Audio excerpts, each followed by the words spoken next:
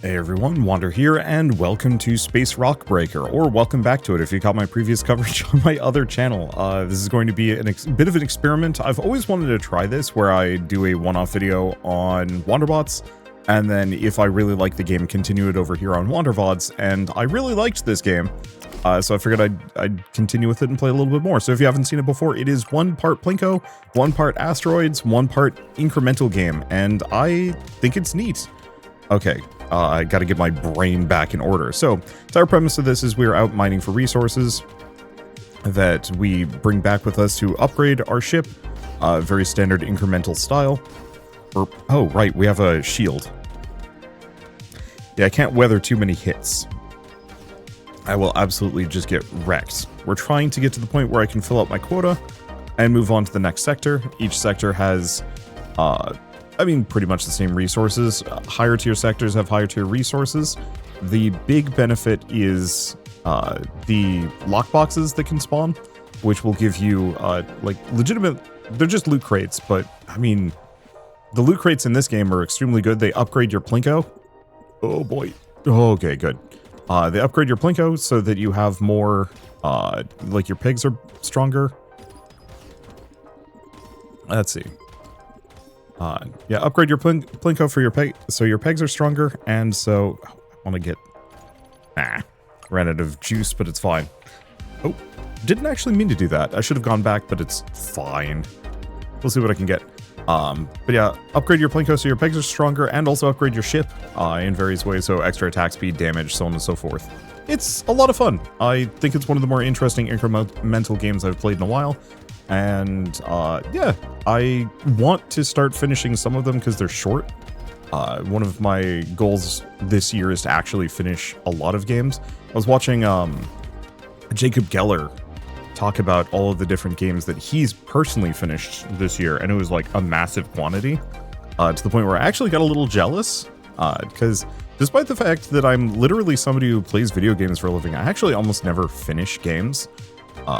Thus far this year, off camera, I've finished Dispatch and Eternal Strands, neither of which I deem suitable for, this channel, largely because Dispatch had nudity and also a hell of a lot of swearing, and so I wanted to stay away from that. And then Eternal Strands didn't perform particularly well on the main channel, and also was kind of long. Like, a 40-hour RPG is a little tough.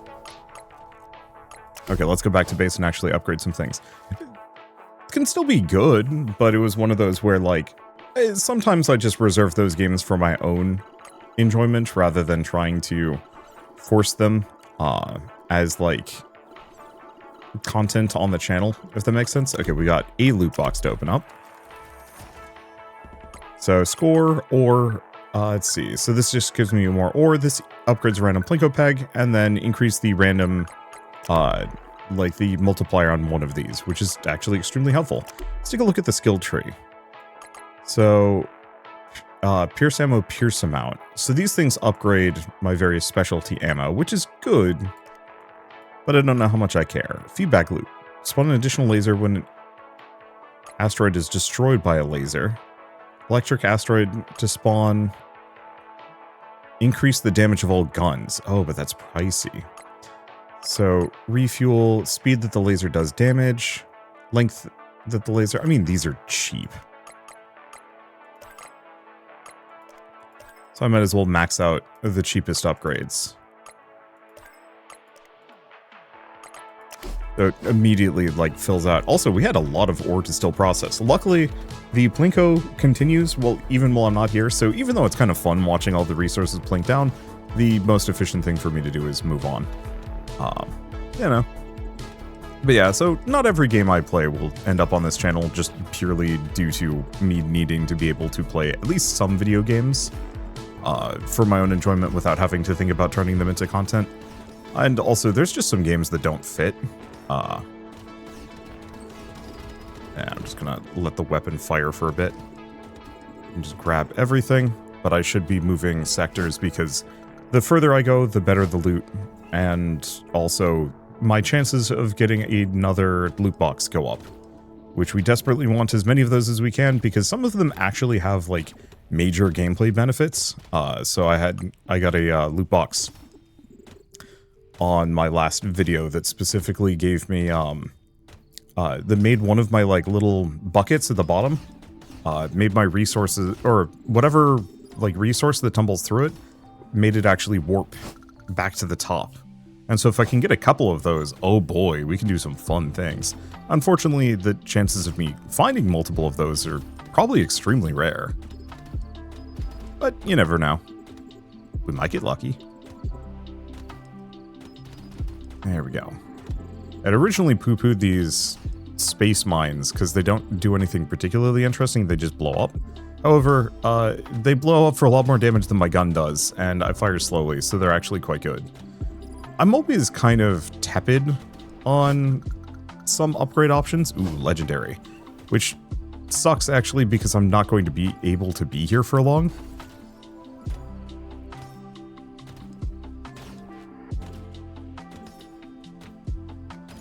Yeah, damn. There's still a couple more loot boxes that I wanted to pick up. But yeah, we just can't stay in those zones for very long. So we get some extra damage. Some more speed. Oh, that's time between drops. A little bit more fuel, laser damage. Like, some of these are good, some of these are kind of just ho-hum. But it's still progression. Okay, so 3 random Plinko pegs go up, laser damage, and more Plinko pegs. And look at all those resources to process. So, white hole generator. Auto collect any ore that's currently on screen? Sure. Unfortunately, a lot of these are starting to get very expensive. Let's see, pierce ammo, pierce amount. They still have the boss killer upgrades. I might as well snag those. Increase my fuel by +5 times 2. I might as well.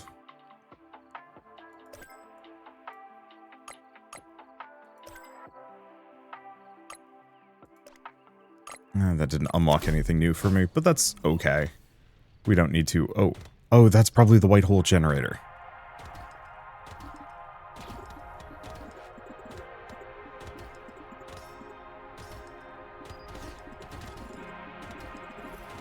Yeah, so it's effectively the magnet, which is still helpful. Just not amazingly necessary. Okay, let's get out of here. Because yeah, it'd be nice to grab the rest of those rocks, but unless it's something special, best to just keep moving on. The degradation grows, like, the longer I'm in any of these sectors. And so we want to give it the least amount of opportunities to do so. Or, well, we want to move on to the highest tier sectors we can before it becomes too much to bear, is the easiest answer. In a previous video, somebody had asked me specifically how I felt about incremental games kind of becoming homogenous, that they're starting to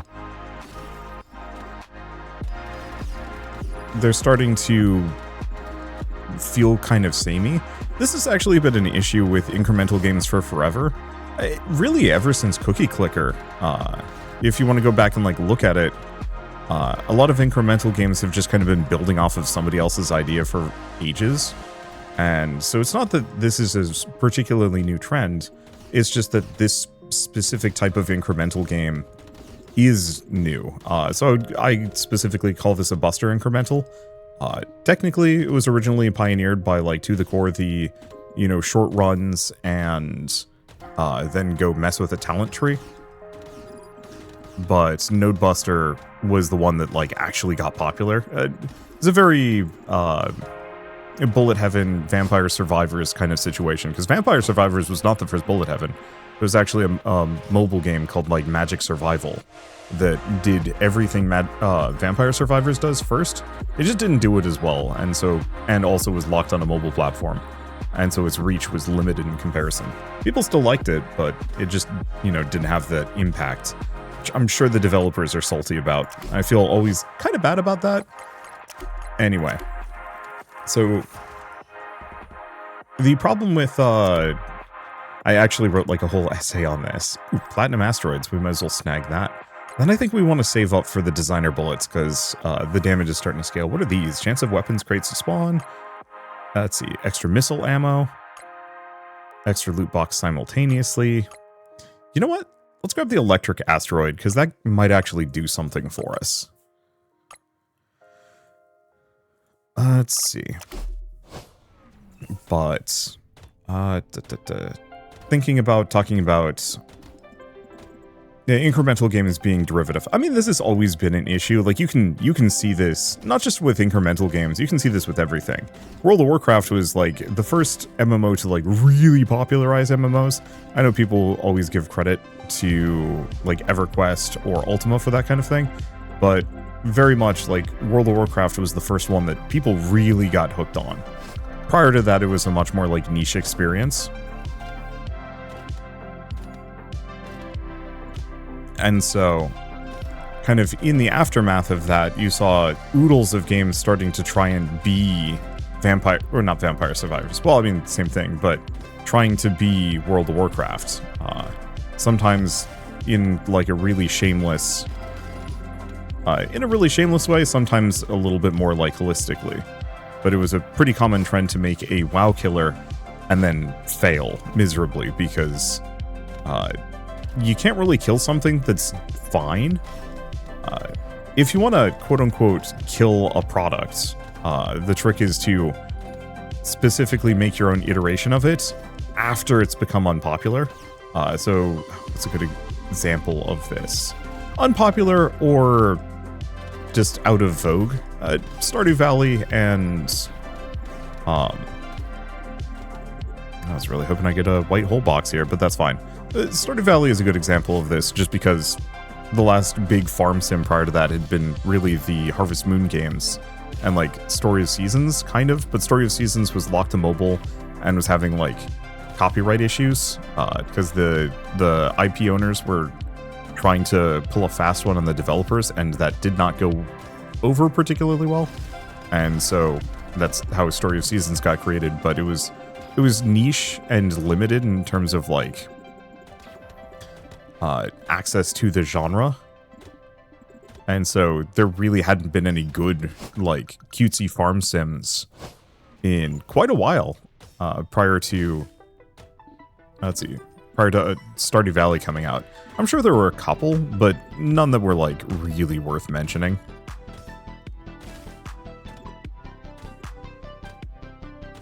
Okay, I am not strong enough for this. There we go. Let's grab the magnet, because I don't have too much time here. And I want to scoot through and hit this bomb.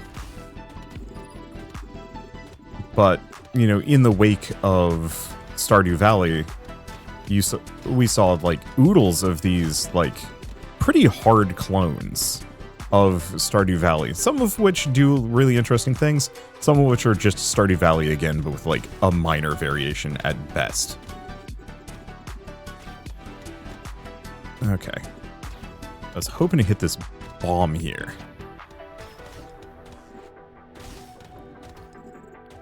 And yeah, I can heal off of the boss if I hit it. I don't know if I can keep 100% of my energy going. I think the degradation is going to take me out first.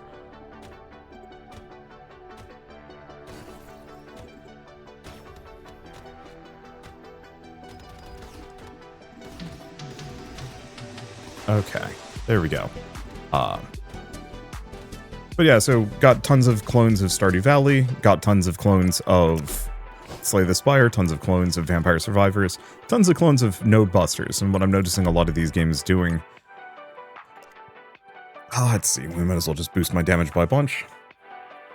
Bonus ammo duration, electric asteroids do more damage,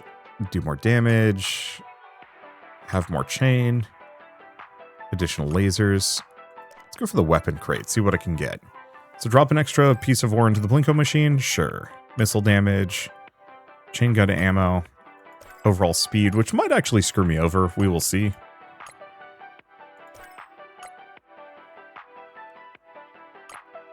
Unlock the stats page, sure. Laser duration, bonus ammo. More chance for weapon crates. Additional fuel every time we destroy an asteroid. Yeah, I'm trying to pick each of... I'm trying to be somewhat judicious. We have a decent amount of money, but...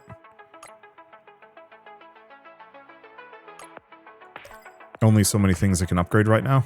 Guns remain active during mining drill ammo. Interesting. I don't think we've found that yet. Well, I'll snag it. And grab the cobalt ore. So warp drive charge speed. Oh, that's extremely helpful. And now we're out of ore. Still, this should... Oh my gosh, I am considerably stronger than I was a bit ago. Oh, and there's the drill ammo. That does not last very long. I am 100% going to ram my face into a rock with that, and it's going to be tricky. So the problem with this whole, you know, games based on other games thing is most of them just kind of follow the template, and this is very much the case with incremental games too. I literally wrote an essay for this, but I'll preview it here, where they strip out the things that made the, you know, whatever the template game unique, and then they add something back in. Be it a new IP, be it weird gameplay mechanics, higher focus on PvP, raiding. Easy example of this is like WildStar, with straight up just World of Warcraft again, but with a greater focus on like endgame raiding and like hardcore raiding, which actually screwed them over because turns out you actually need to have a casual audience for your game to last, and you can't just sustain your game off of hardcore audiences. At least not as like a big MMO. I think Fellowship is actually doing a really good job of exemplifying how you can have a game that appeals to all audiences, but especially like a more hardcore crowd. But also Fellowship is not nearly as big as WildStar wanted to be. And so that, you know, that is kind of the trade-off. Okay, there we go. Yeah, we're cruising now. Those stat upgrades were exactly what we needed. Let's see. What is it going to say about these things? Well, okay, so the issue with the Buster-style incremental games is that many of them are just taking Node Buster and cutting the game in half. Node Buster is a game in 3 parts, just like this game is, well, it's a game in 2 parts. And most Buster incrementals are a game in 2 parts. One, the mini game, which is what I'm playing right now, where you run around farming for resources, trying to be as efficient with your actions as possible. And then 2, the meta game, the progression system, where you specifically upgrade your character, your ship, your whatever it is, and trying to get as many trying to invest as many resources as possible into various upgrades so that you're stronger for the next, you know, run of the minigame. It's very much based off of roguelites. Not all of that resource, but it's fine. Okay, so I can now start in Sector 10, which probably is going to be an issue. So I have 10 essence. Let's see if I can go a little further. But I might not be able to. 50% chance for loot crates to have 2 keys. Ooh. Big stuff there.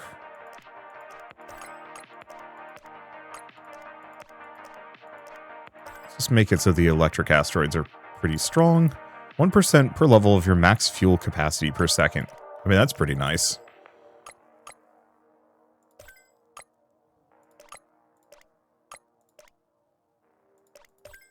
Bonus ammo duration.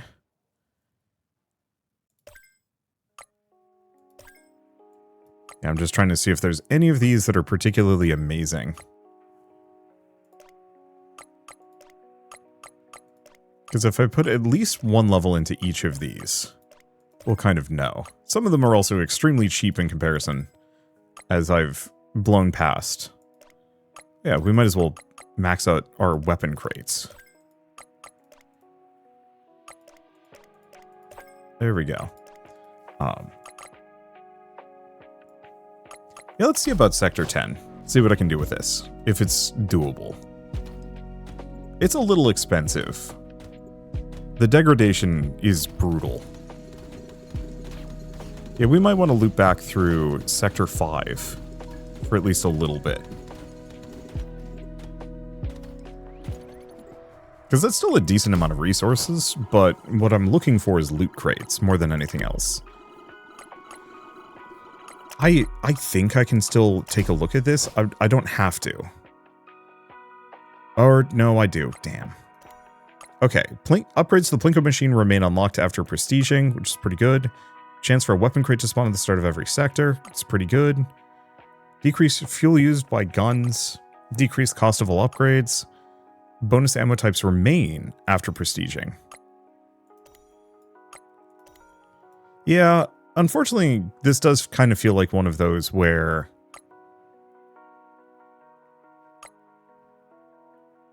I wish I could have previewed this, but it's fine. Yeah, we'll just prestige. It's okay. Because I still have all my Plinko upgrades. And that, in and of itself, is huge. Right. I actually need rocks to fight. I actually need rocks to be able to make money. So if we look, yeah. So my whole Plinko setup is heavily boosted. Which actually gets me a ton of money early.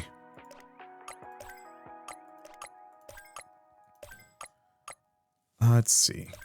Get the early gold ore, a little bit of fuel, go from there. Cool. All right. Yeah, this is going to go extremely zippy. None of the prestige upgrades technically helped. At least increase my damage potential. However, we're going to be able to just cruise through things so much faster with subsequent rounds. I guess I could have grabbed those rocks, but it's fine. What I'm looking for, yeah, is loot crates, because it seems like there's kind of a limited amount of loot crates you can find on the lower tiers. And so once you've capped them out, you can't get any more. Oh, we lost all of our damage upgrades. That's slightly unfortunate, but that's okay. There's the second gun. Yeah, we might as well max out every basic upgrade, considering they're laughably cheap compared to everything else. Yeah, there we go. We're in a good spot. Yeah, what was I going to say? So, the issue is a lot of Buster incrementals specifically take Node Buster and cut it in half. So Node Buster being game in two parts. What is that red cube? I have no idea. Unless that is just the... Oh, I see. It's the laser upgrade. Got it. So they take out the Asteroid segment, or they keep it. But more so, they keep the talent tree portion almost untouched. And this is something that I'm actually finding a little frustrating long-term with the genre, because the talent tree in this game is virtually indistinguishable from the talent tree in Node Buster. You know, sure, the nodes are different, but it all amounts to slight DPS increase, slight increase to duration spent on run.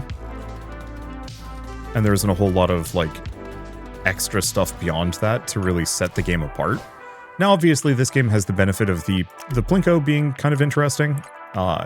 In and of itself is like a compelling bonus option. Bonus progression system, thing to play around with. And so, like, between the Plinko and the loot boxes, it feels compelling because it does something at least mildly different.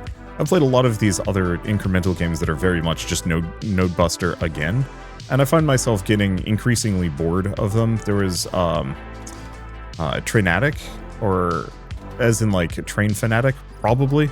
I liked that one, but it very much was just the same standard talent tree system that this has. And the only real difference is that you were piloting a train as far as you could go through kind of this like endless biome. Usually forest, but not always. And while that wasn't like bad, it also wasn't terribly exciting, interesting.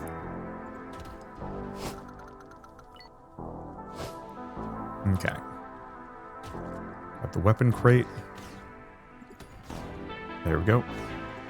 Yeah, just have to make sure I pick up each of those loot crates. Because at this point, even if I prestige, I keep all of my progression, or Plinko progression. And so we want to grab as many of these as we possibly can. Especially if any of them have wormhole. Perfect. I don't actually know what happens if I manage to get all wormholes. But yeah, so now I should have 2 wormholes. So anything that falls on these sides is going to warp back to the top and fall through a different one, which is extremely good.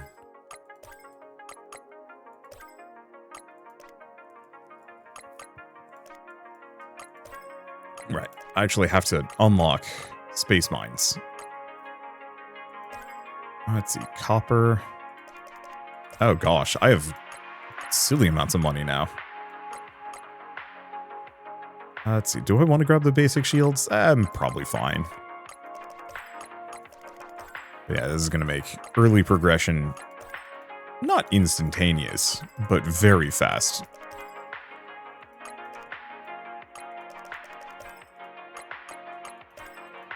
And we're not going to have any bosses for at least a little while. So it can kind of just do whatever. Perfect. And this should get me through Sector 4 into Sector 5. Maybe. We might need one more run after this. Okay, right. Gotta keep cruising. Let's see.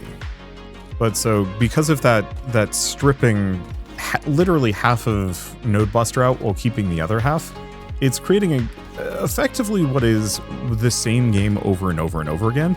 And because the original, because the original game's like core gameplay loop was good, because it was like Node Buster was a lot of fun. Do the core was a lot of fun. This is a lot of fun. But because of the short duration and because those games were fun, it's kind of easy for the successors to still kind of succeed because nobody's really like bothered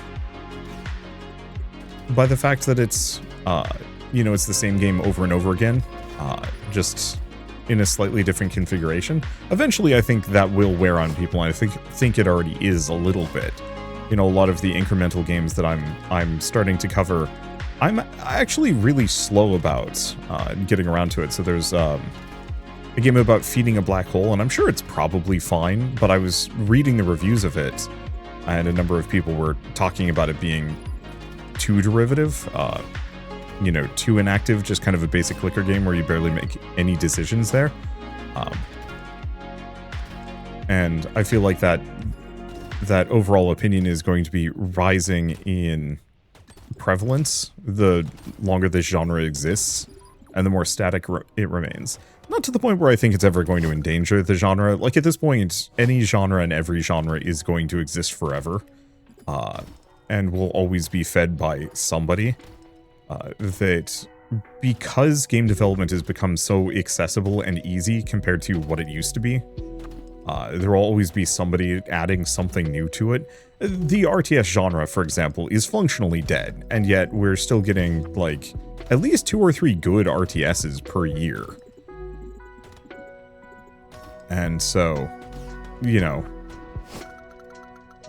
there's just enough developers out there and enough interested people that, no genre can truly die like it used to. Kind of. I mean, there's definitely some that are much more out there. But I actually just... Oh, I don't have to re-unlock the sectors. Still probably a bad idea, though. Energy harvest would be big ups, wouldn't it?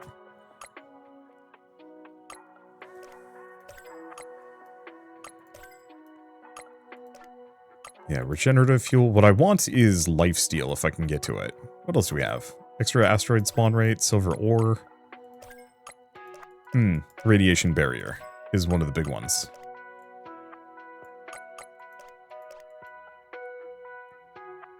And yeah, I have a lot of ore. It's just a matter of getting them to process. Snag that, because I think we want to head down.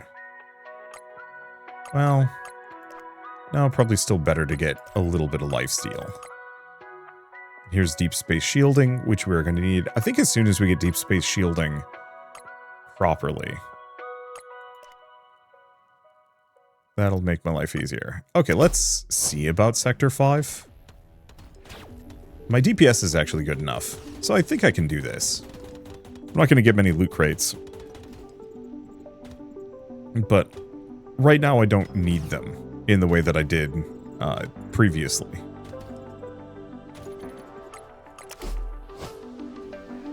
Huh, that one comes pre-damaged. Not going to complain about that. But I think the kind of popularity of the genre is the thing that is more imperiled, if that makes sense. I mean, if we want to go back to RTSs as an example, damn it. If we want to go back to RTSs as an example of this, I feel like they're actually a pretty prime one, that almost every RTS is just kind of a weird reflection of... StarCraft or Red Alert, and there aren't a whole lot of variations outside of that. StarCraft, Red Alert, or Age of Empires, I guess. Which, I mean, makes sense. Those were the granddaddy, games in the genre, so of course you're going to have a lot of games that kind of grow from those examples. But because the genre has not produced anything new, most people are just going to be like, eh, it's just another one of those.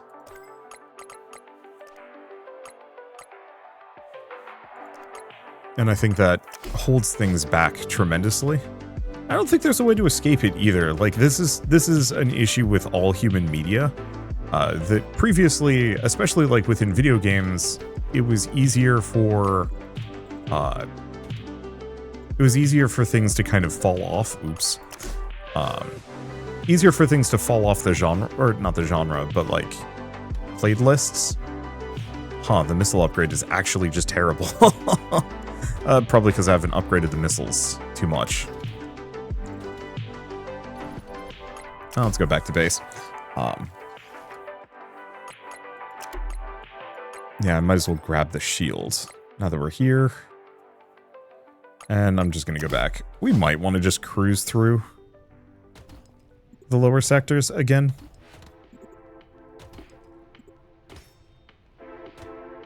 I guess I only do 40 damage. So yeah, these rocks might just be a little too tough for my guns. Yeah, let's go back to base. Let's just go to Sector 0 and speed. Guess this will take almost no time whatsoever. But yeah, because RTS games haven't really expanded beyond what was possible, the genre itself has lost a lot of its prestige. Also, the fact that most of the RTS like developers that made the good ones got bought out and then destroyed by larger companies. Or just kind of destroyed by themselves. Blizzard doesn't make RTSs anymore because it doesn't make nearly as much money. Even though I kind of feel like the RTSs are necessary for the IPs. StarCraft and Warcraft to progress. World of Warcraft, I think, is doing fine, but it still feels like the actual world state of World of Warcraft has been kind of locked in place for a while now. Maybe? I don't know. The RTSs just seem to really change things up, whereas the MMO expansions add an amount. Okay, there's more I could grab, but we want to cruise. And maybe I'm being reductive here that World of Warcraft actually is moving its plot along much faster than I think it does. I'd have to play it again. The last time I played was... it wasn't Shadowlands or something like that, was it? Something like that. It was the, like, went to the realm of death one. And whoopsie doopsie. Was it Arthas was back? People were back. Dead people had returned again somehow. Okay, let's just do one more round of that. That should give me enough.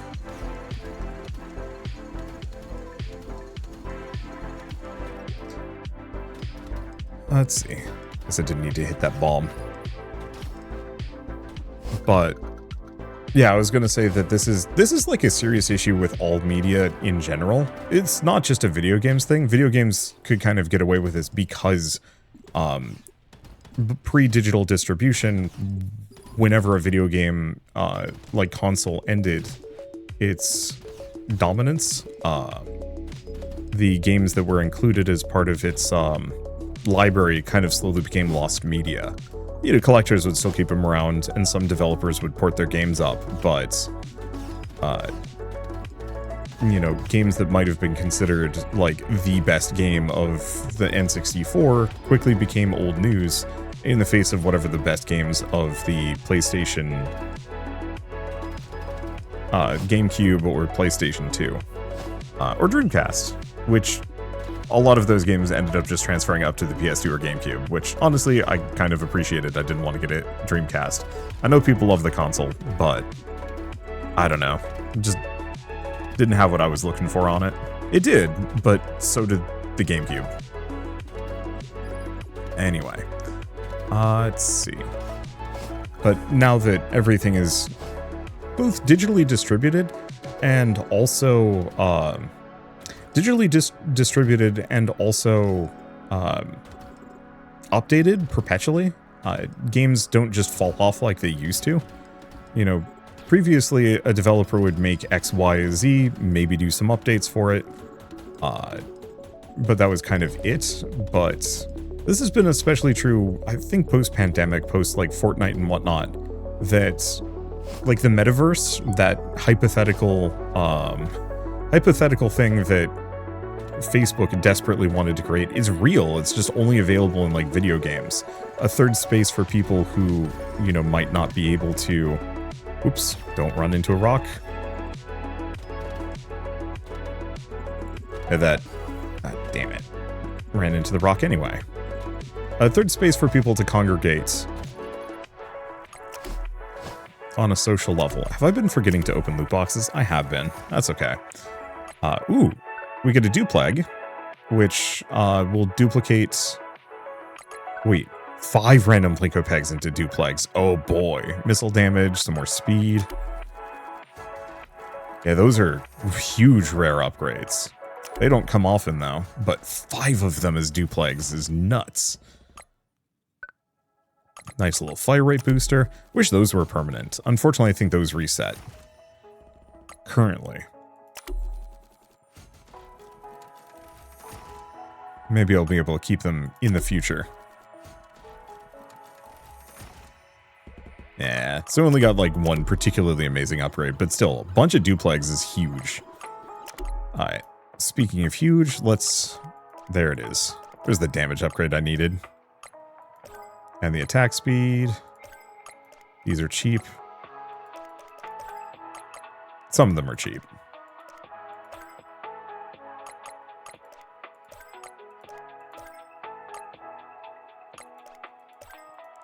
Don't know if I need the warp.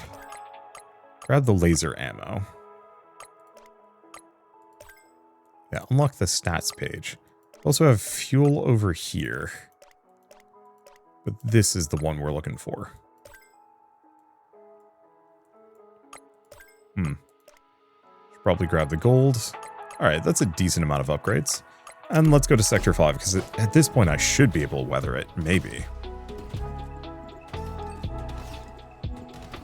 Let's see. But yeah, now because everything is eternal, if you actually look at like what the top played games of every year are, it's, you know, apart from a couple of like new games being swapped in and out, it's kind of just the same games over and over and over again. And I think that's fine, but it creates this like weird feeling of stagnancy where it's kind of like, well, I mean, very much the problem that Pokemon's been stuck with for years now. And I would say Pokemon's problems are like a little bit more solvable. They just don't feel like it. That all Pokemon needs to do is just invest some more budget into making bigger and better Pokemon games. Like, imagine a Pokemon game with the actual production value of Xenoblade. Oh gosh, that would be incredible. But it would be expensive for them to produce and they wouldn't be able to make them nearly as often, so they don't. Kind of a shame. I don't know, I kind of feel like Pokemon should just do the, I'm just grabbing resources at this point. I think they should just do the Yakuza thing. And start shaking Sony down. No, just saying like, hey, we're just gonna make the, like, nicest looking Pokemon we possibly can, like models and animations and everything. And then just every single Pokemon game after this point is just going to be using these until we hit the next, like, genre. Or genre? The next, like, console generation. Problem with that is we're rapidly approaching the point where console generations are no longer going to exist.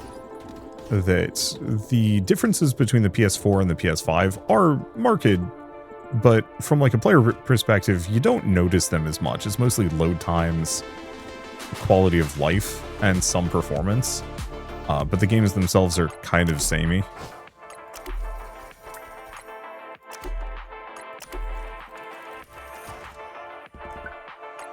Okay. Fortunately, we've got a fair bit of ore to process, so I think I'm just going to leave that there.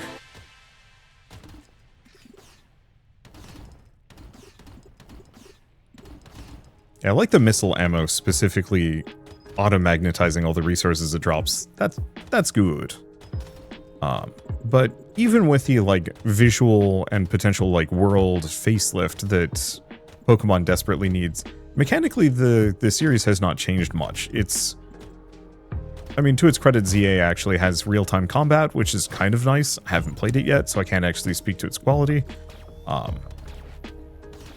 But, you know, for some people at least, that's a huge step up, or at least a step in a direction. But ultimately, it's still the same Pokemon, it's still the same formula. You know, Venusaur still learns the same moves at the same levels, unless you decide to, like, make a weird Alolan variant. We don't have the white hole box. That actually would be extremely helpful here, but alas. I mean, every Pokemon is kind of static unless you have, like, a variant now. I think that's fine, but I think that still feels kind of dull, repetitive even. Oh, you do have a brief moment of invulnerability after the drill wears off. That's good. And there's no real escaping it, like, as much as players crave newness. If you stray too much from the formula, is it even a Pokemon game anymore?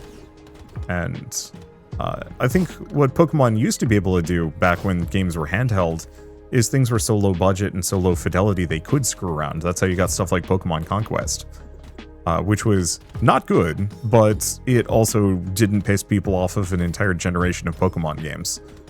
And that's, I think, the one thing that Nintendo kind of doesn't want to have happen, or Pokemon Company. But I also think they're kind of burnt out, because imagine making the exact same thing every single day of your life.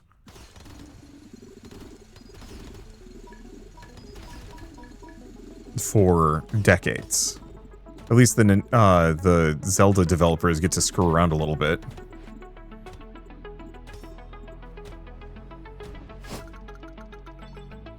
Okay, this is going to be a wash, unfortunately.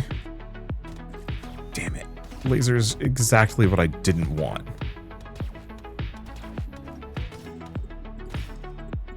Okay, we got lucky. Oh, there's a key.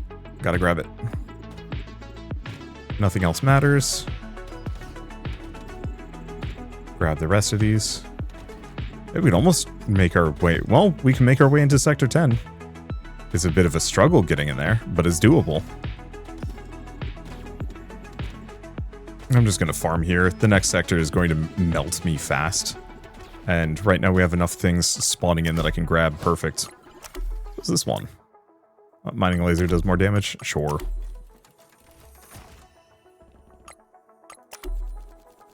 I was originally really hoping the weapon crate system for this would actually be like equipment. So you could bring like, hey, do you want laser? Do you want...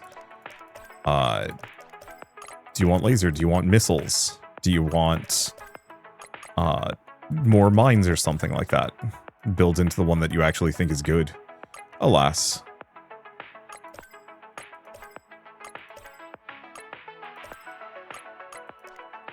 Let's see. Guess I should be buying the damage upgrades.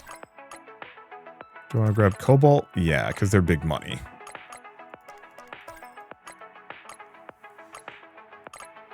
Which of these are cheaper? Bonus ammo duration. Speed? Speed's pretty good.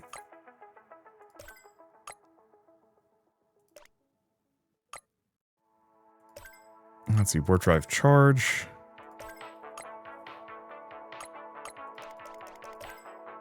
Max those out. Start working on overstock tanks.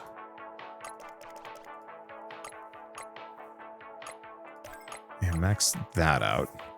We have a stupid amount of ore. Oh, I never maxed these out, did I? There we go.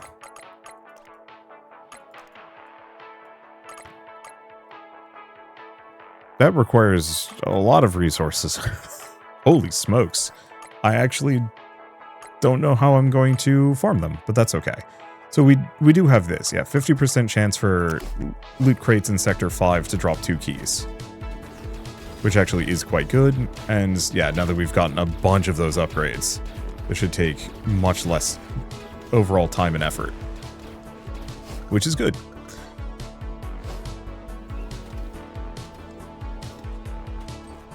And so while I feel like a lot of games are inevitably just going to be stuck following their predecessors' footsteps, it does kind of feel like the incremental games suffer from it, almost most notably because they're so short and replayable, and their core inspiration is pretty obvious. You know, it's just Nodebuster again.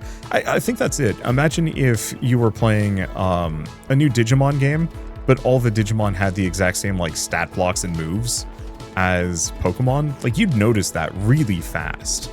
So would Nintendo, and they would probably get pretty litigious over it. And so I was gonna go grab the gold, but it's fine.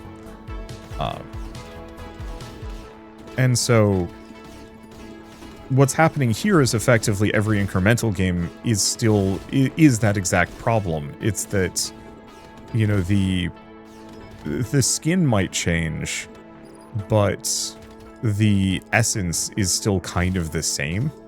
And so while the core gameplay loop is very fun, it can only sustain itself for so long before you're kind of like, okay, time for something new?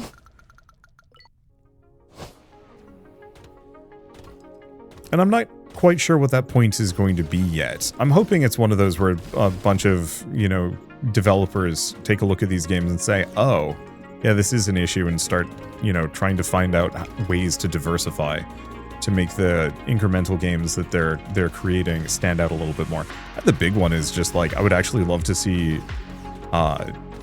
oops, ran into a thing. It's okay, we already got everything we needed out of that. Increase missile damage, chain gun.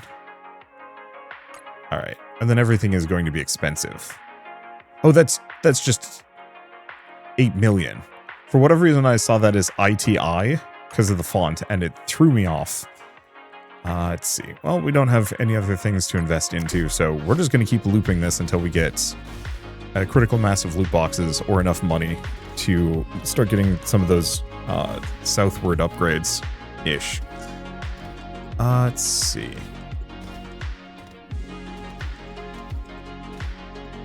Yeah, I've seen some developers specifically talking about like making their own, and I kind of, what was it? I think it was the Billionaire developer was talking about this, and that was kind of what got me on this thought trend a week or so ago. But he was talking about, you know, is build variety required? You know, for him, he just kind of plays these games mindlessly and doesn't really think about what he's picking up.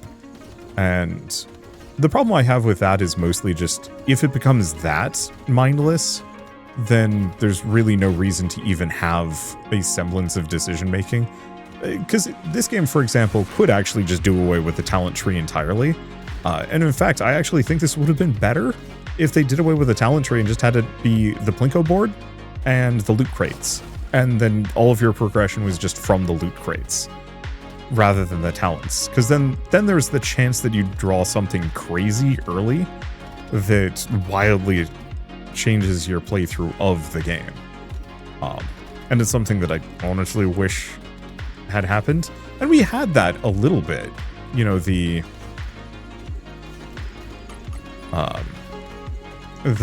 getting the wormhole upgrades somewhat early felt good, because it was like, oh, cool, wormhole. You know, that's going to make me a ton of money. And then I was able to, you know, continue the run long enough to keep it. Or to get the meta progression to actually be able to keep the Plinko board upgrades. And so that felt very good to me.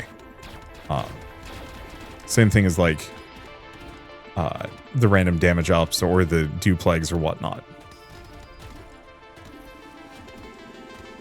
That should be good. Yeah, I could have grabbed more. But we want to get to Sector 9 because it's got the best loot. Because I think Uncommon mostly is just... yeah, I am too fast for my own good. I think Uncommon mostly just determines how many loot crates we might have as opposed to the quality of resources. But I might actually be wrong about that one.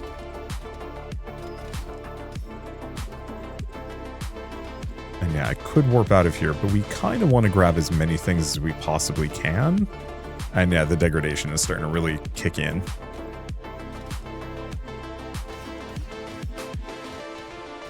Interesting, there's like next to no bombs. Did I get blown up by the weapon crate? I think I did. That's goofy. Alright, so now we've got some money. Let's go for the attack speed. Spawn rate of white holes. Additional gun to your ship. Sure. So now we got 3 gun. Yeah, there's a drain per shot, which is not necessarily good, but it's fine.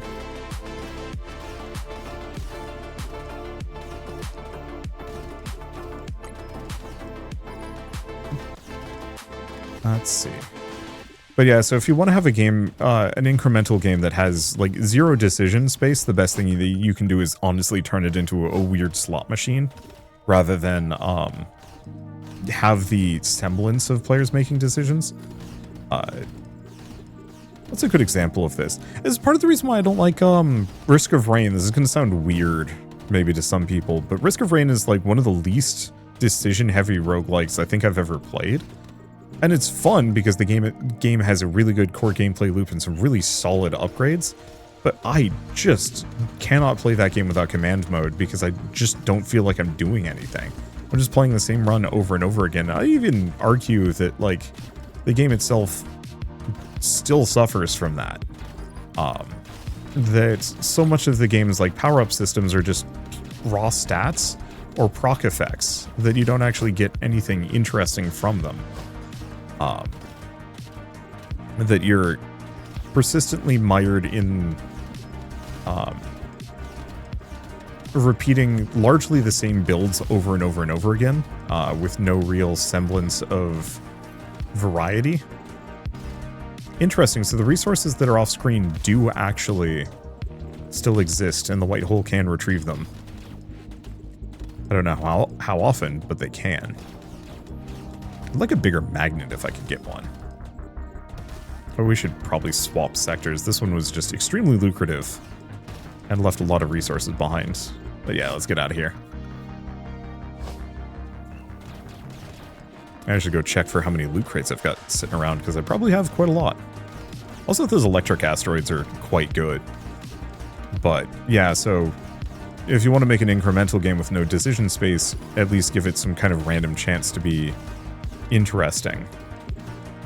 Let's just go to Sector 10. I probably have enough resources at this point. Even if I get cooked here, I can at least bank them.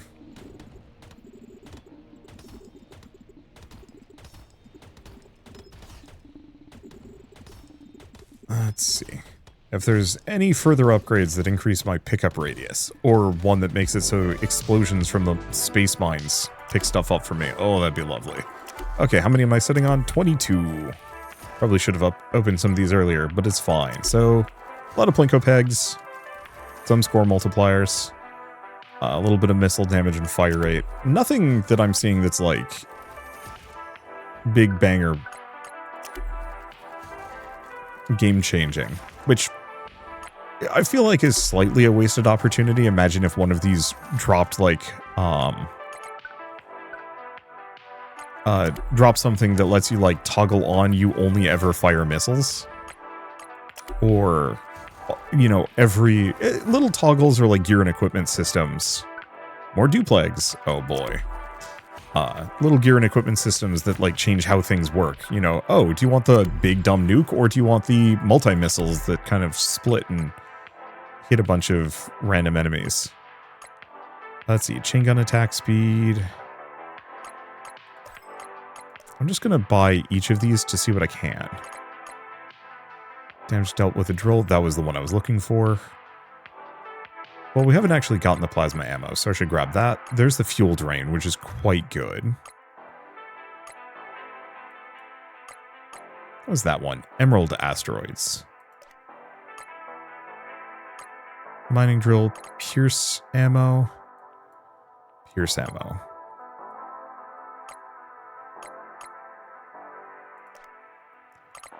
I don't know. I think I'm just gonna stick with starting in Sector 5 at least for a little while longer. Those resources are going to take a while to process anyway, and I'm only going to make this technically worse.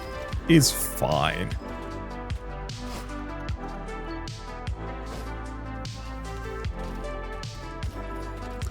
But so, while I seriously enjoy playing Risk of Rain, because of that overall gameplay, or used to, I think it's one of those that, like, as time has gone on, I've grown less and less interested in it.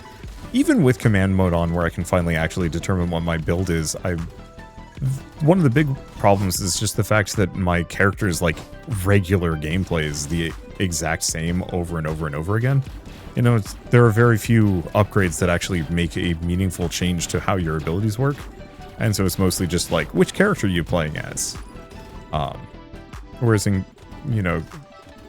comparison, we've got stuff like the Daedalus Hammers in...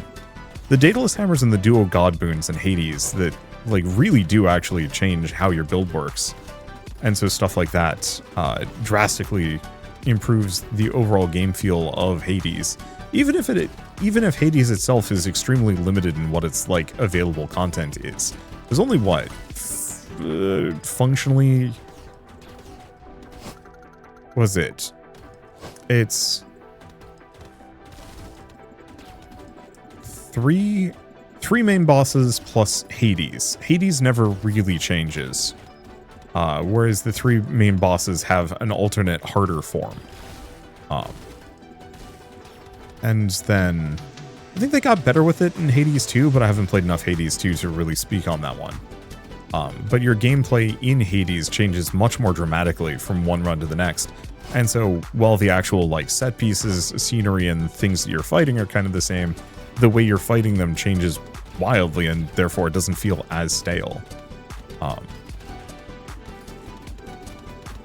And so that's part of the reason why Hades works as a game.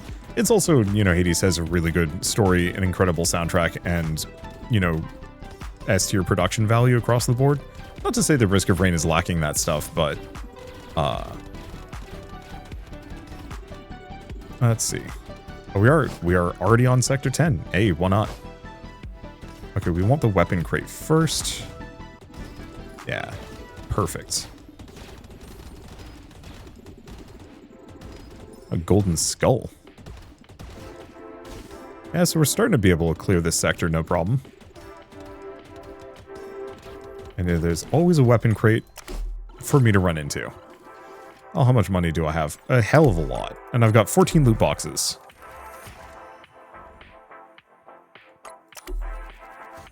Yeah, most of which are just boosting my pegs. Some of which are giving me fire rate upgrades, which we do want. Faster my fire rate, the more damage I do.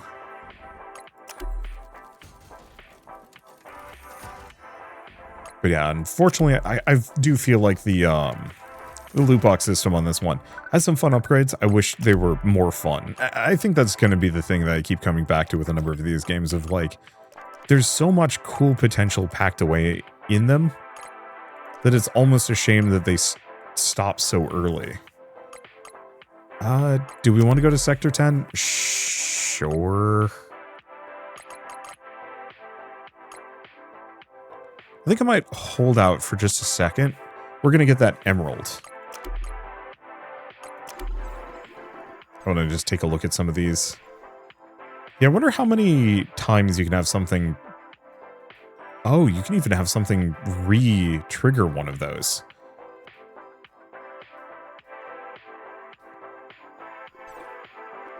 And yeah, a number of these are selling for like 13,000 plus each. That's pretty good. Okay, ooh, drop an extra piece of ore in the Plinko. Or dropped by asteroids, destroyed by lasers, or auto-collected. Oh, that's big, huge.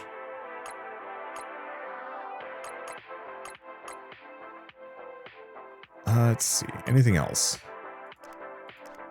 Just go eco-friendly.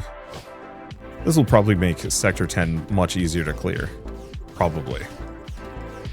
And yeah, now that we have the emeralds, those will start dropping. Yeah, this is worth it. This is the good stuff.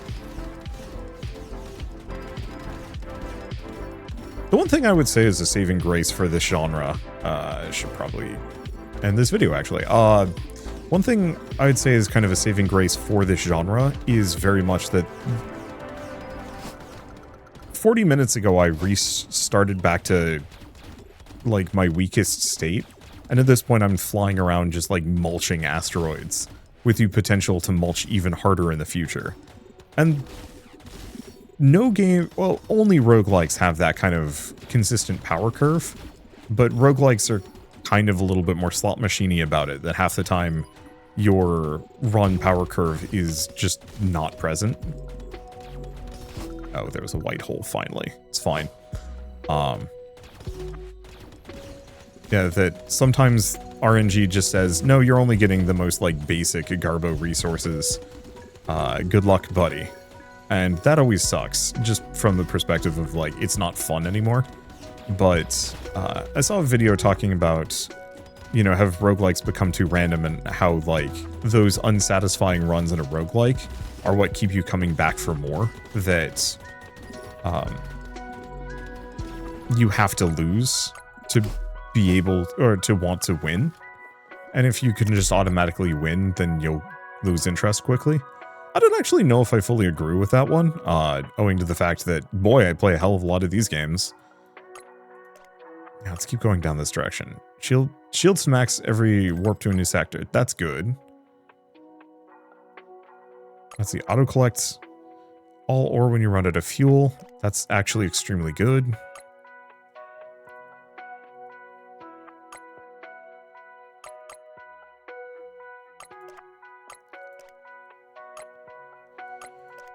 Because that means whenever I go down at the very end of a run, I get a ton of resources. Or at least I have the potential to get a ton of resources. No, that's going to get expensive. Ooh, electric. Yeah. So, doubles the amount of electric asteroids we run into. That's extremely good. Let's see, rubies, but that's sector 15. Mining laser to be triggered by all ammo types. Huh. Expensive, though. I'll probably get other upgrades first.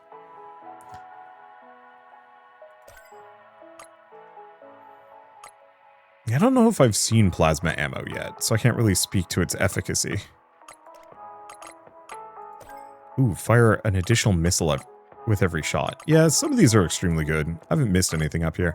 Oh, just the one that makes it so I do a ton of damage to bosses, which did not stop me earlier. Oh, I should be going for Streamline Engine, now that I'm thinking. Oh well. Anyway, I will probably do more of these. I like this game. It's one of those where, despite my gripes about the talent tree being too constrained for my tastes, I'm wanting more build crafting. It is a very satisfying core gameplay loop, and one that I enjoy immensely. Let's see, did we get any loot boxes? No, we didn't. Yeah, so it seems like starting in Sector 5 is probably better if I want to harvest loot boxes. Starting in Sector 10 is good for money. Both are good. Anyway, I guess thank you all so much for watching. I'll see you next time. I'll probably have this as a mini-series. I don't think it's going to take us more than like 2 or maybe 3 more videos after this one. Or maybe just 1. We will see. But for now, thank you all so much for watching, and see you next time. Hey everyone, Wander here, and oh, I don't have a face. Why do I not have a face? Give me a second. I have a face now. Alright, I should probably be on the other side of this video. I'm doing it live because I don't have enough time. Anyway, let's see. Yeah, I wanted to play some more of this. I really enjoyed this game, and I need a good warm-up video for today. I've been in super casual mode for a couple of days, weeks. I don't know. January is always super slow for me. Okay, serious small problem that I'm running into with this. A lot of the resources are actually spawning off camera for me. And that is a bit of an issue. Not a huge one, but still. Anyway, let's see, what else are we gonna say? I've been in kind of casual mode for a couple weeks. January is always kind of slow, not a whole lot of ad rev, not a lot of releases, so I can kind of take my time. And so I've been goofing a little bit more, waking up late, not thinking super duper hard about the work I'm doing. Still trying to find like good games that I very much want to showcase to the world, and so on and so forth. But it means that I have to like actually kickstart myself if I need to record something. And so I'm just like, I don't know, more of this. Incremental games are pretty good for that. Especially the Buster kinds that have like a really nice basic core gameplay loop without actually like requiring me to specifically focus on anything. So I can kind of just float. Oh, we can just leave, can't we? Legendary, oh boy. Okay, let's actually get over here.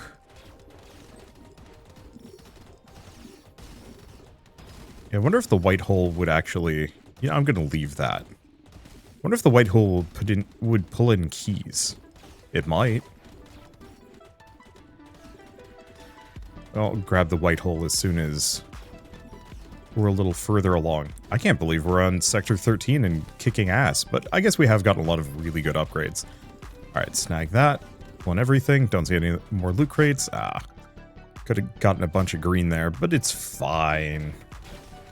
Just grab the weapons. We might actually be able to clear the next boss. I don't think I'm going to prestige unless it really feels like it's going to force me to do so. I really wish I could specifically preview what prestiging looks like. But I'll see if I can break in and do a double prestige. Just for the sake of everything. I don't know, the main reason why I'm hesitant about prestiging is that I potentially can lose like a lot of progress here, and it seems like a number of the prestige options let me carry it over from run to run. Well, that was a pretty good immediate launch in. 9 loot boxes.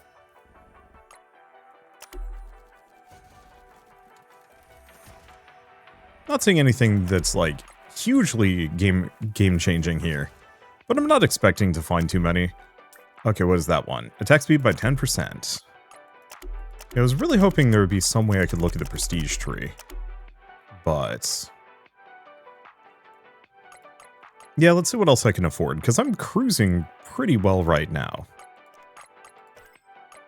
Okay, do any of these unlock something new? So this one's probably the big one. Rubies would be good. It's all expensive, is the one tricky part.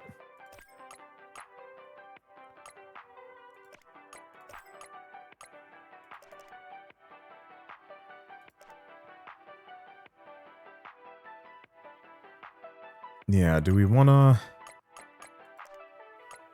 I don't know. Let's go up to Sector 15 and see how fast I burn to death. Not as fast.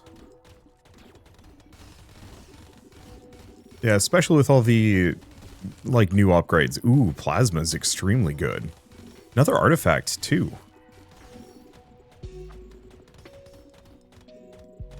So, it's doable to stick around for at least a cycle. I could go for the prestige. My main thing is just losing the loot box damage upgrades. And even just my upgrade trees in general. If I can actually ward that off, it might be good. Or it might be completely unnecessary, I have no idea. Okay, go for the weapon crate first.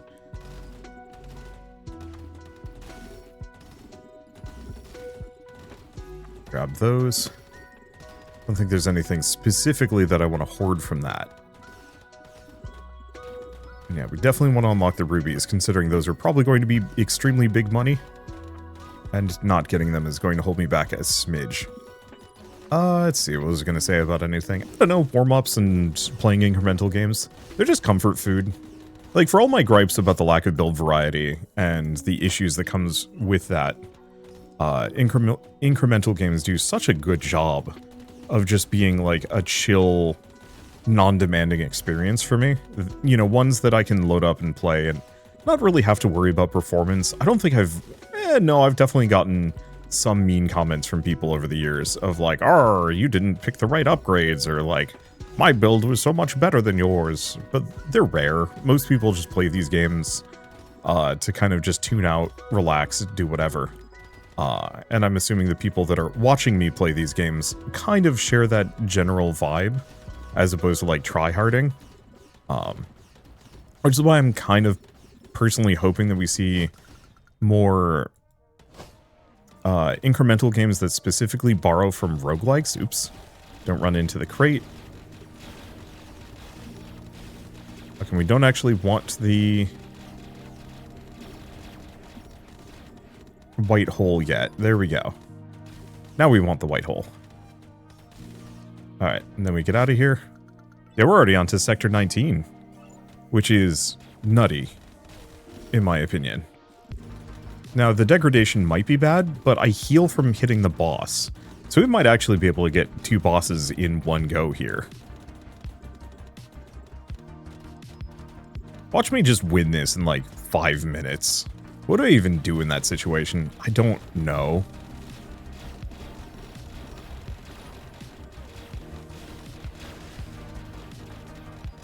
Yeah, so now it's time for me to hit the boss, which may work out. No, we're actually doing plenty of damage to him. So as long as I don't get messed up in the process, or as long as the degradation doesn't cook me, we're golden and have nothing to worry about. We do have to wait for it to come back on screen, which is going to be a little spicy, dicey, painful. Now it looks like we're doing fine. But yeah, what I was going to say is, I'm sincerely hoping we start seeing a trend of more like incremental style roguelites. Games that have some degree of gameplay, but they're definitely more about like kind of farming. Okay, so now I have more money than I know what to do with. Let's buy the rubies. What do we have? Damage boss. Asteroids per level.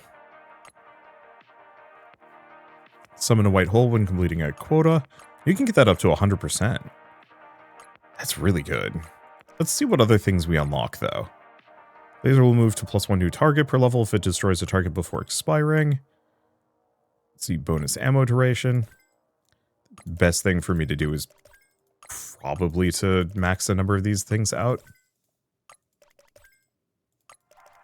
Just in case they have an upgrade associated with them.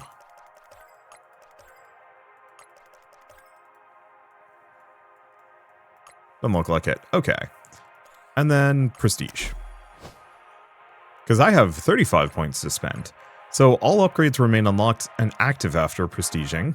Artifacts remain. And maybe. Bonuses provided by artifacts increased by 100%. Unobtainium asteroid spawned starting in sector 20. Okay. Extra missile damage. Damage from the drill. Laser. Plasma.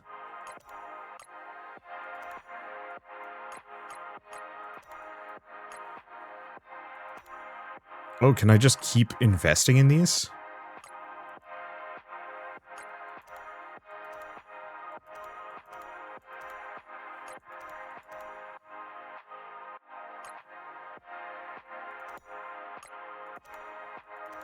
I guess let's go for those. Okay. Well, we're still in Sector 15. I'm going to abort this expedition.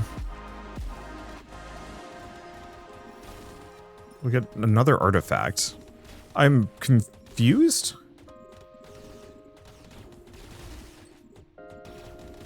Well, rather than doing anything, let's, I guess we might as well warp to the next sector.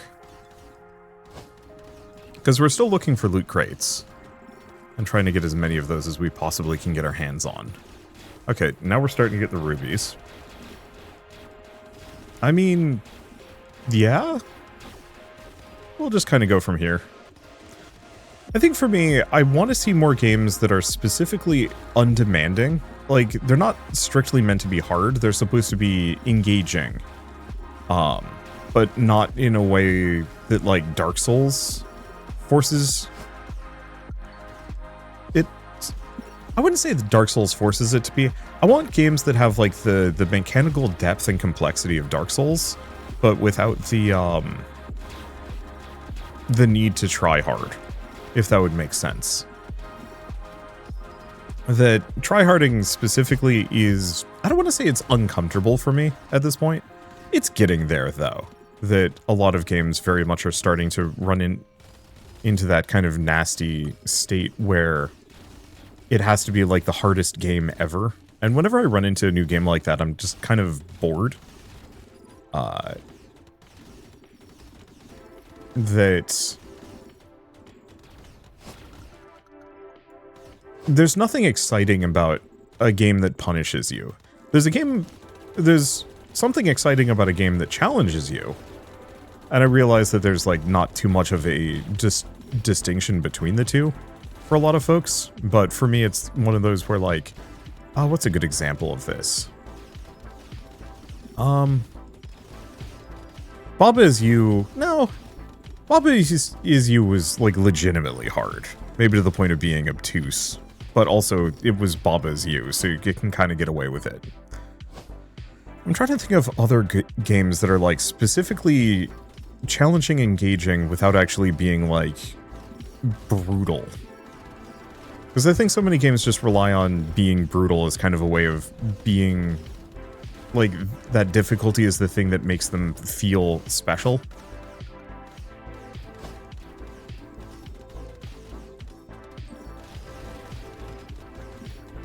Because I'm trying to think of, like, older, more, like, challenging puzzly games. And I'm kind of coming up with blanks. Huh. I mean, I guess an easy example of this, though maybe it's a little rough in and of itself, but Into the Breach was a game that was... like, once you knew exactly how to play the game, it was easy. It's just mastering those systems was legitimately really hard. XCOM maybe, but even then I found XCOM to be, like, weirdly difficult in a way that I found frustrating. I think it was mostly just, like, the math of it and the... Oops. I guess it went off. Yeah, I don't know. I think maybe I'm just... I find a lot of easy games don't have the mechanical complexity of harder games. Harder games have to have high mechanical complexity because otherwise people are just going to, like, tune out on them. Whereas an easy game, you don't have to have, like, deep mechanics because your players aren't going to completely, like, lose their minds at you. That you can just get away with it being simple and cozy and not overwhelmingly deep. I guess an easy-ish example of this would be, like, how Stardew Valley, for example, isn't a particularly challenging experience. But a lot of its mechanics are also pretty bare bones. Like, there isn't a whole lot of economics. You don't have to worry about, like, maintenance. You don't have to get deep into, like, well, yeah, I guess this is kind of a great example. I want Stardew Valley, but you actually have to worry about crop rotation. You know, paying attention to the nitrates in the soil and whatnot. I can't believe we've just made it to the next boss already. This is honestly maybe too easy, but I also get it that, you know, we're cruising towards the end, so it really shouldn't be.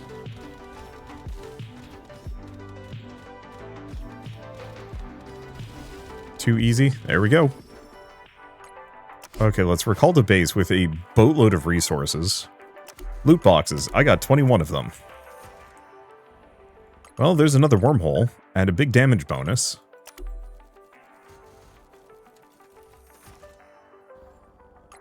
More duplex, and more big fire rate.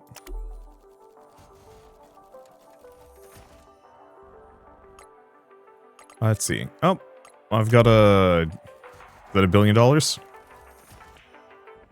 I think so.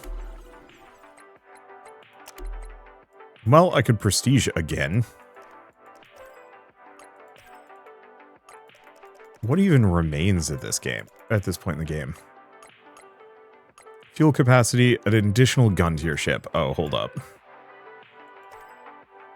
Increase the damage of all of your guns. Oh gosh. Okay. Well, we should probably wait until all of my rocks have landed. Diamond asteroids start spawning in. Okay. Well, it keeps going. Ready yourself. Prepare for the journey. Oh.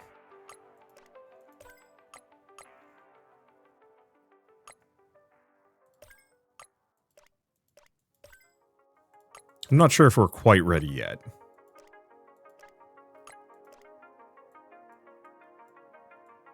But it is difficult to tell. Well, do I just prestige again? The main question is, does this stuff get processed after I prestige? I have no way of knowing. I wonder if the journey is almost just like levels 1 to 30. Let's see. Cripes. It could just be levels 1 to 30. I think the thing that's helping me, the fact that this is a times 17 and wormhole, 27 and wormhole. I do wonder what happens if you have infinite wormhole. Actually, yeah, between the duplex and the wormholes, we might actually be at a point where we no longer run out of ore. Because I'm seeing tons of resources falling through these wormhole spots and the duplex keeps splitting them.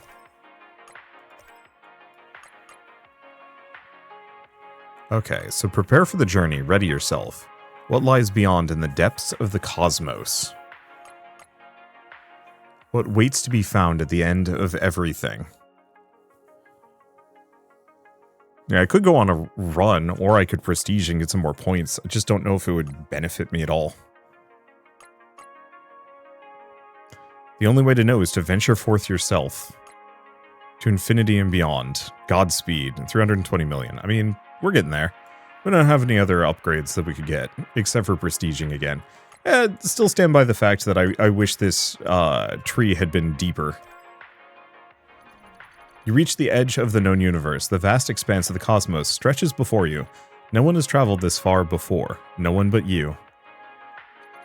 What lies beyond? No one can say. There's only one way to find out. Continue. Oh, I beat the game. In like 18 minutes. So we can also still spend some resources here to increase our fuel and damage. Okay. So actually it's one of those that you can just keep playing the game. And the upgrade trees, I'm curious about how far they extend. I think that's another artifact for us to find. I guess next sector. But yeah, you can keep grabbing resources, you can keep grabbing some level of upgrades, whatever prestiges give you. I do appreciate that there is effectively a long post-game for this game that you can kind of sink your teeth into if you want to. I still wish the number one thing was just that there was a little bit more build crafting. I didn't really care too much for the consumable weaponry, and I would almost wish that had been like an optional build. I still think games like these could really use like a gear and equipment system. I think that would be an extremely fun way of extending things further. I do think the gacha system was extremely good for this. I think they did a bang-up job making this work. And making that work, it at least made some of those exciting. I think the only immediate problem with it mostly boiled down to the fact that I was kind of ambivalent to a lot of the gacha upgrades. It was all just like upgrades your Plinko pegs. I think if I had had more control, like if I chose where those upgrades went, I think that would have been really cool. Even to the point of, like, it would have been really neat if you could do some, like, oh, well, broke the boss. It would have been really cool if you could do some, like, crazy, Plinko manipulation stuff. Like, adding more of these, for example, and kind of loops or boosters, bounce pads and whatnot. If you could cross this with Billionaire, I think that would be something truly incredible. But it's fine. Anyway, genuinely one of the better incremental games I've played in a while. Less so because of, you know, twists to the actual incremental gameplay system, and more just because is fun. 80 billion is going to be tricky. Well, let's just go until I blow up or something like that, though I should probably just end here. Anyway, yeah, what else is there to say about this one? I hope we get another. Frankly, I would love it if the developers just made a straight-up second one of these, but with, like, more depth. I think another one to note is I do kind of wish there had been more than just different colored asteroids. Threats, for example, could have been kind of interesting to add in, things that you actually had to worry about dodging. That the primary core gameplay loop of this worked well, but staled fast. That it was just asteroids, but you become increasingly absurd. I think that's a fine, like, core framework and premise to be fun for a couple hours, but yeah, I'm glad that this wasn't a 10-hour experience on its own. I still want to see one of these people, like an incremental game developer, make kind of like your standard bullet heaven / ARPG, but it just kind of keeps going absurdly far and for absurdly long. I guess the main thing is that you'd have to have, like, you know, Path of Exile levels of quality, and that could be kind of tricky. Because making a good ARPG is surprisingly hard. I don't know. It doesn't really matter. I'm mostly... Oh, boss is up. Yeah, even without prestiging. I think if we had prestiged, like, one more time earlier, that would have gotten me even more. This is so full. And yeah, we are nowhere close to the billions seemingly required. Well, did I get the fuel upgrade? I did. Oh, I see. So this would give me... I see. So this is just purely based on value. The price doesn't go up at all. It's just each of these is 800 million, each of these is 8 billion, but gives you 10 times as much, and so on and so forth. So yeah, there's literally nothing left for this game apart from Infinigrind, which is fine. I appreciate that that is there. I don't know.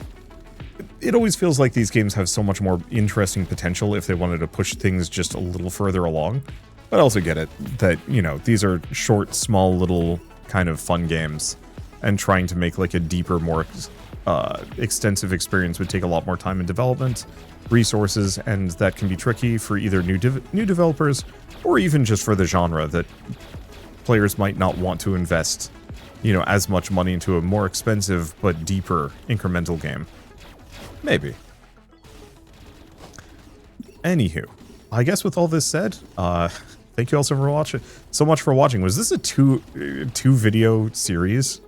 I think it was. That's very silly. But, like, it's kind of hard to complain. I guess, actually, this is one of the less cost-effective incremental games. It's just that the Plinko mechanics and the... Cripes, I'm absurd. The Plinko mechanics and the loot crates really did make for a engaging experience. Even if it's shorter than most. Anywho, I guess with all that said, if you like this video in any way, shape, or form, leave me a like. It helps more than you know. And if you want to see more rad new games every single day, hit subscribe. I'm doing my usual outro. It doesn't matter. This is a weird Wander VODs follow-up, I think. But I had a lot of fun with this one. Like, comment, subscribe. You know the drill. I'll probably mix some more incremental games, you know, on this channel as well. When I get the chance. But for now, thanks for watching. I'll see you next time.